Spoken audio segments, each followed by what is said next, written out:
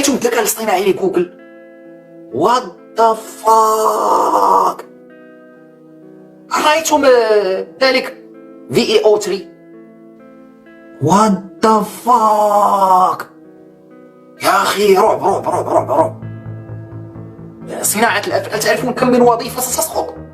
نصف وظائف هوليوود الآن سقطت فعليا. نصف الناس اللي يعملون في المؤثرات البصرية اختفت وظائفهم. الذكاء الاصطناعي يصنع فيديوهات من لا شيء، مرعب. النتائج تجعل شعر يدك يقف يا أخي. اكتبوا جوجل فاو في تيك توك وسترون النتائج.